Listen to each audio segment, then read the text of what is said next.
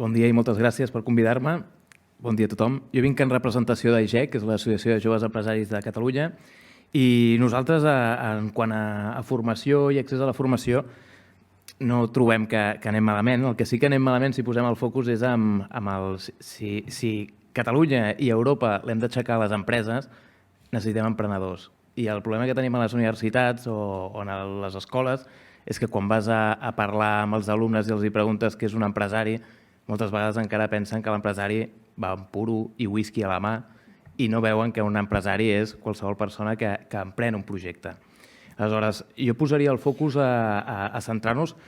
A la universitat ens hem de centrar perquè els alumnes han de tenir projectes empresarials, han de desenvolupar-los, han de veure com es treballa una empresa, han de fer pràctiques, però abans d'anar a la universitat o al cicle formatiu, a l'escola, haurien d'aprendre a saber com hauré de muntar una empresa el dia que tingui una idea, com podré emprendre des de casa.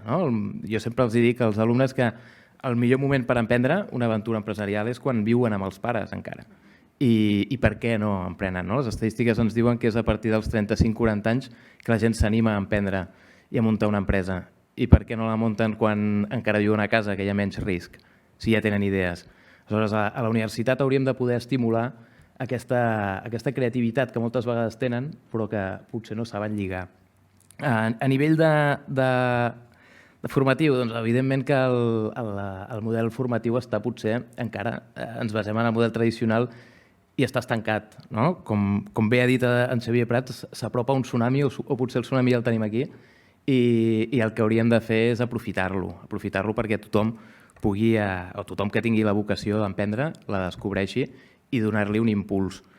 Les pràctiques, fer un comentari molt breu, és importantíssim que els alumnes puguin fer pràctiques per ajudar les empreses, perquè les empreses donguin oportunitats, per captar talent, perquè hem de formar talent, però sobretot moltes vegades perquè és a les pràctiques on els alumnes es coneixen a ells mateixos i descobreixen vocacions que moltes vegades no sabien que tenien. Aleshores, és veritat que ens hem de posar les piles a veure com podem treballar les pràctiques. Hi ha un problema a les pràctiques. No fa gaire parlava amb una empresa que em deia que tenia una oferta que no era remunerada i tenia un alumne molt bo que volia fer aquelles pràctiques. La universitat no li permetia fer les pràctiques perquè el nou conveni de la universitat li obligava que fossin remunerades. L'empresa no sortia d'allà, deia no, és que són pràctiques que no són remunerades, i l'alumne volia fer les pràctiques no remunerades.